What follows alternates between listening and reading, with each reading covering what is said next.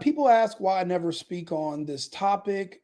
In my opinion, it was pretty obvious where someone like myself would stand.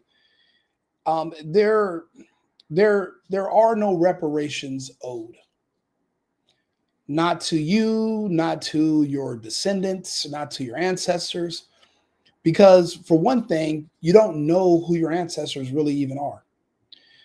What is it? One in every three paternity tests today, where the man is not the father. Imagine what it was like 20 years ago, 30 years ago, 40 years ago. Some of the most intense black people that I see that are super prolific, pro black, I hate white people. Like they're only half black. Their mom or their dad is a white person. So they're just as much colonizer as they are indigenous. They're just as much master as they are the slave, but they want to lean into victimhood, which I do find problematic.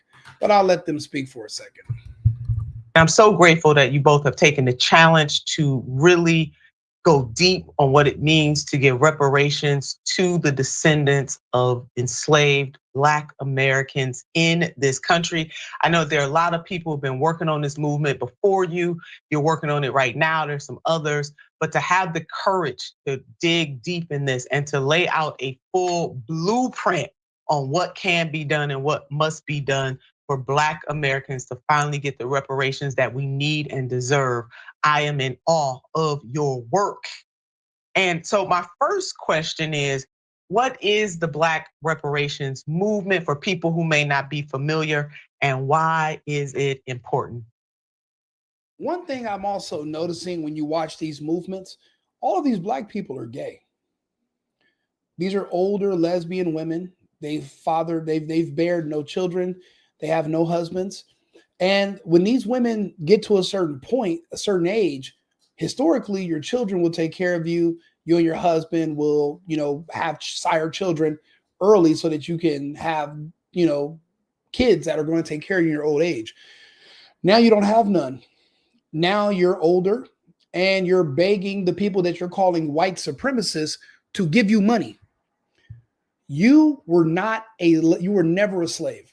You personally, you who are listening to this, you were never a slave, you were never an indentured servant.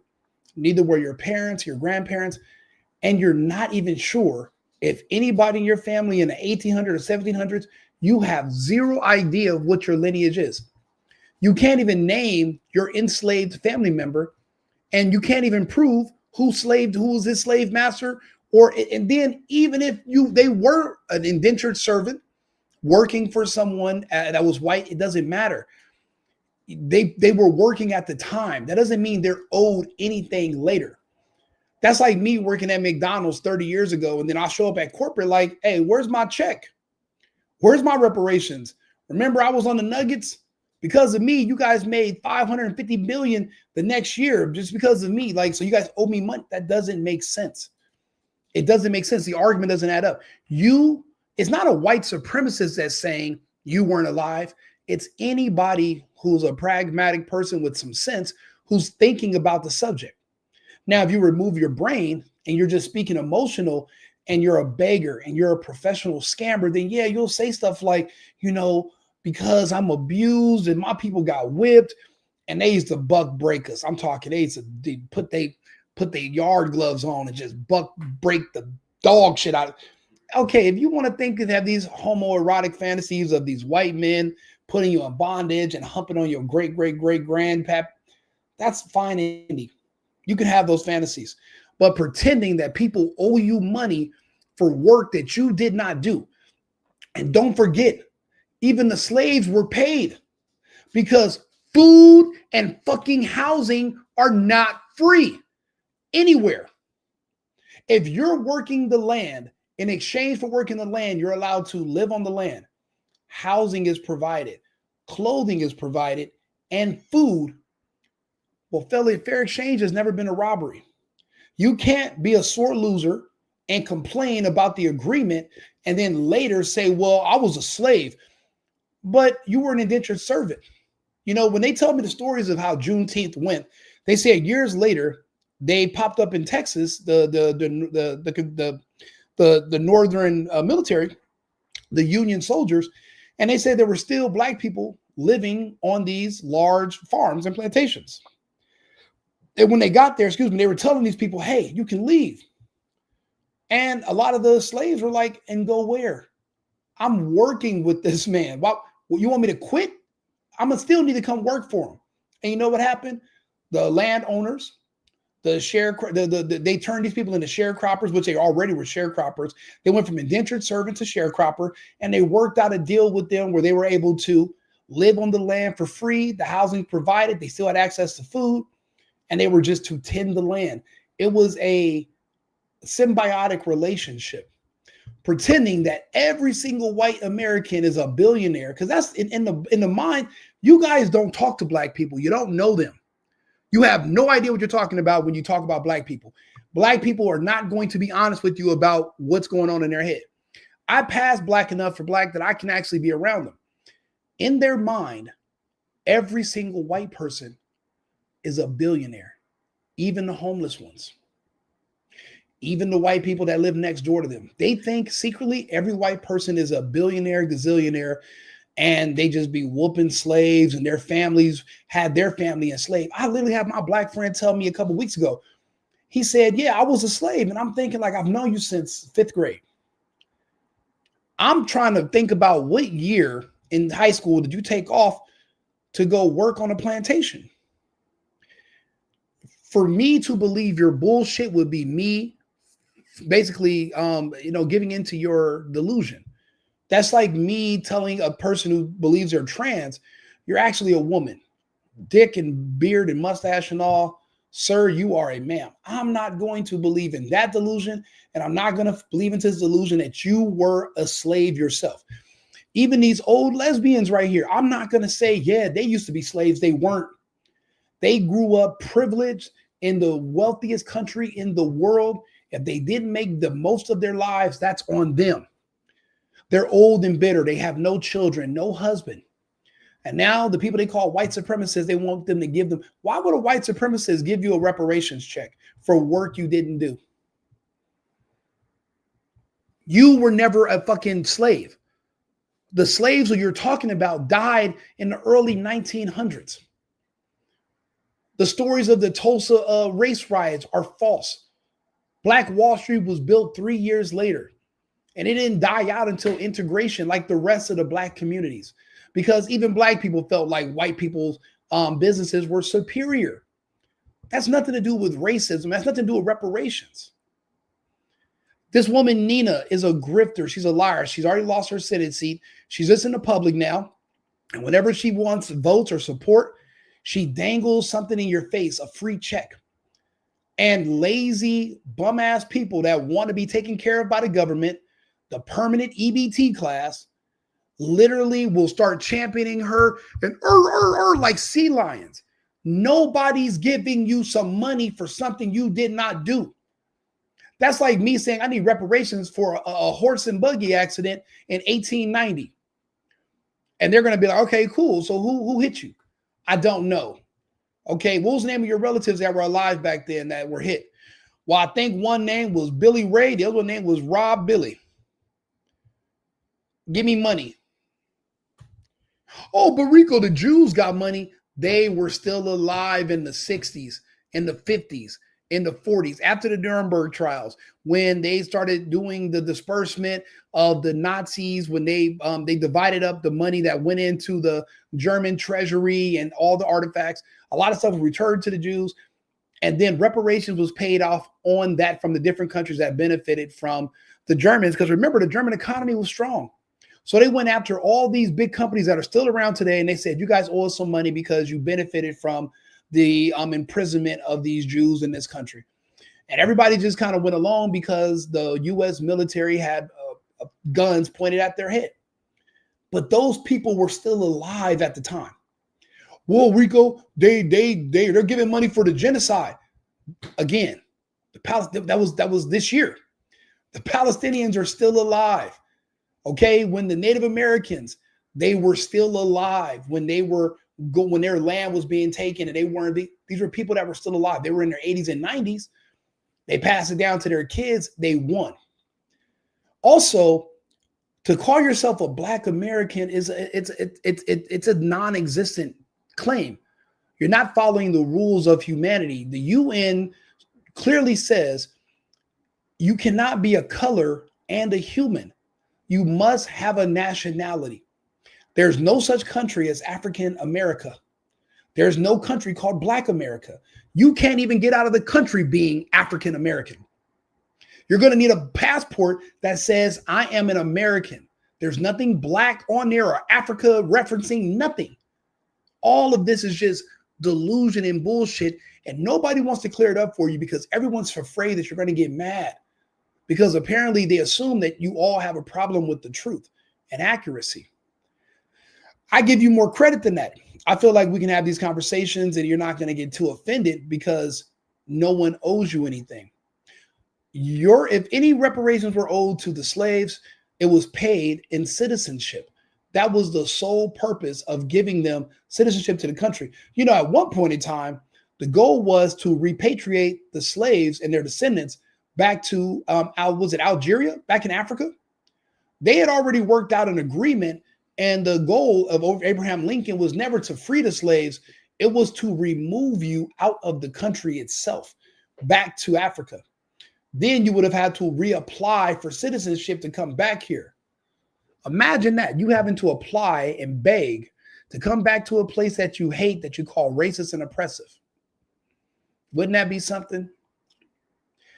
You know, if they're able to get this whole birthright citizenship thing, get it removed and get that together, and then pass a certain amount of convictions, you can lose your citizenship and you can be deported to another country, and you have to reapply for citizenship that you won't qualify for due to your record and your history.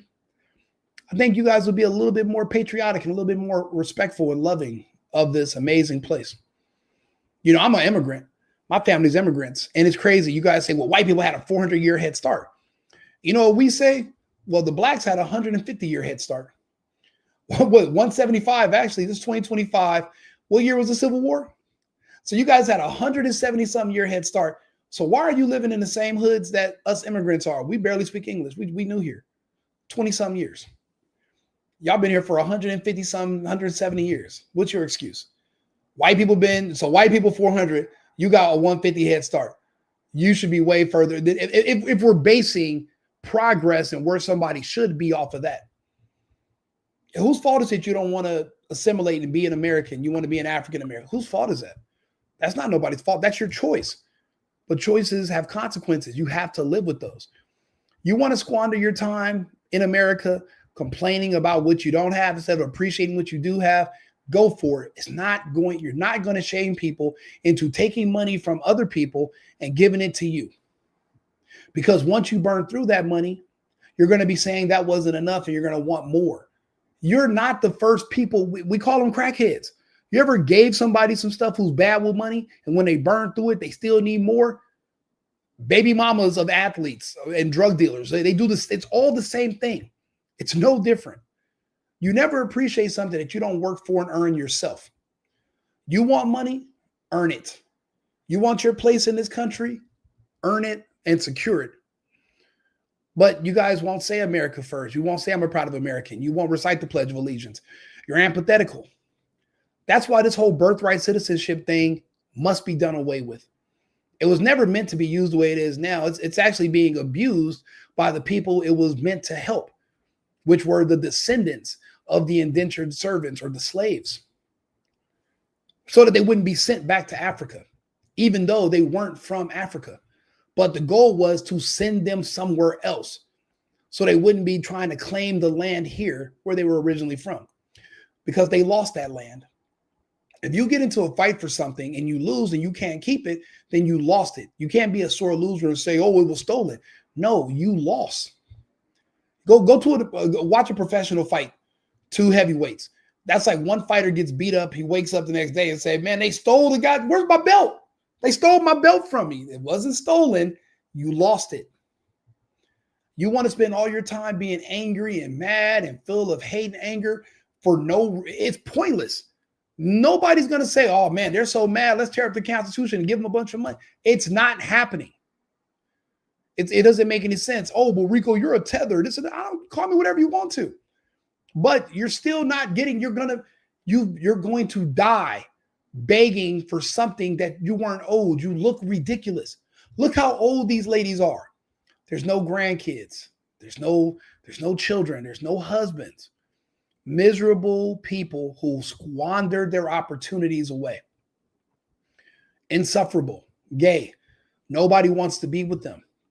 Do you know how much time they wasted begging or trying to figure out how to scheme reparations money and use it to get people to vote for them when they could have been using that time to learn how to cook, learn how to be better women, building a family, staying home, taking care of kids, making memories, being a wife. You know, there are bigger and more important things than just begging for money all the time. Money that you're not going to get either anyway. I mean, we'll pander to you and we'll let you use that grift to get votes. The mayor of Atlanta said, hey, I'm about to freeze rent. In his own way, that's him trying to say, yeah, I'm going to give reparations to y'all. But he can't do it. Mondami just ran on that and he can't do it. There's no scamdemic, pandemic going on that they can say, we got to freeze rent, stop evictions because blah, blah, blah, blah, blah. There's nothing. All of this is just to get you to support them by lying to you. I don't like you enough to lie to you. I don't need your votes. I'm not running for office. So what do I need? But if I was trying to run for something, I know that you people are so dense that all you got to do is just make up a couple of things, play into your insecurities about how you look, and pretend that your victimhood is that you're just being victimized by everything around you and just feed into your delusion. And I know you would support me and love me.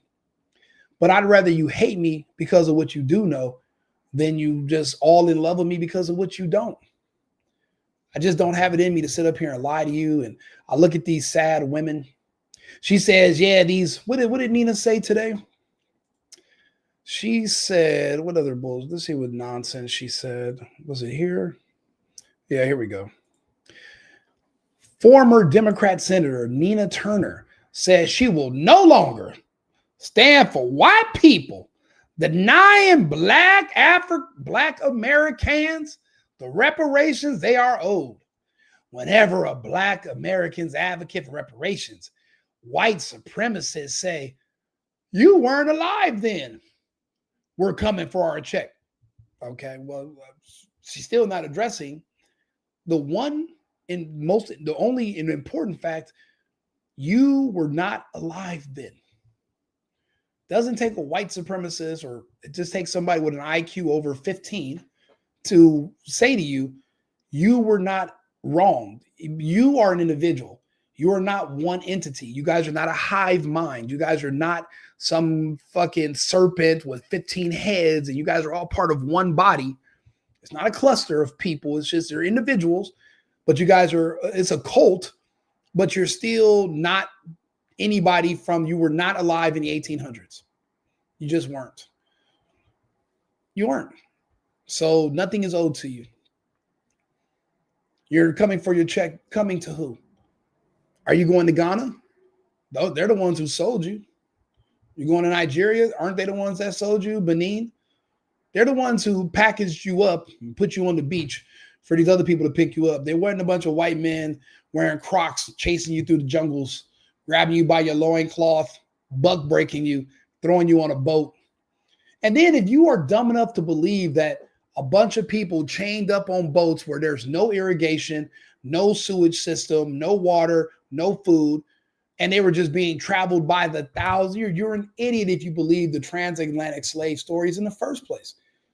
Anybody who believes that doesn't deserve anything.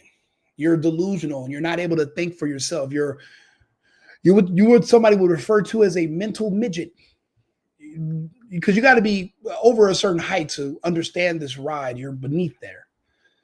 None of that stuff makes any sense. There was no transatlantic slave trade. You know, people come to me all the time and say, "Oh, man, you're only dark skinned," because I say we are from Cuba. We're an island. We're on an island. What's the weather like on the islands? It's hot. You don't have to be an African to be dark, which is why you never see them talking about, The people in Sri Lanka deserve reparations because they are descendants of slaves, and the people in India who are darker than us deserve. They only go west. They don't go east with their bullshit because it would destroy their own arguments. They don't want to talk about that. You got to be careful who you listen to. They'll waste a lot of your years sitting around waiting on something that's not going to come. I think that's why a lot of people don't work. They would work, but in the back of their heads, they're like, man, that reparations check is on its way. I might as well just retire. Let me just kick it. I got the Section 8. I got the SNAP. I might as well just, got my little Social Security. Man, give me some menthols and just chill out. No, that's a horrible idea. You need to get to work. You need to provide for yourself. You need to contribute to society, or you lose it all. And when we have to fight to get it back, we're not going to include you. You'll be a pariah. You won't be welcome. So I hope you guys understand my stance on reparations and why you don't deserve them. You weren't alive. It's a pretty simple notion. It's not very complicated. So share the video, like and subscribe, use it for learning. You can send it around to people. You can learn something from it, hopefully. And I got another couple videos coming up in a few minutes. Remember, America first, America only. I've been needing to find a new apartment, which has not been easy with credit as bad as mine. Luckily, I found cosigning.com. They connected me with a cosigner who helped me get my dream apartment for me and my dog. I just paid a small fee and was able to move in fast. Get the cosigner you need for the apartment you want. Check out cosigning.com today.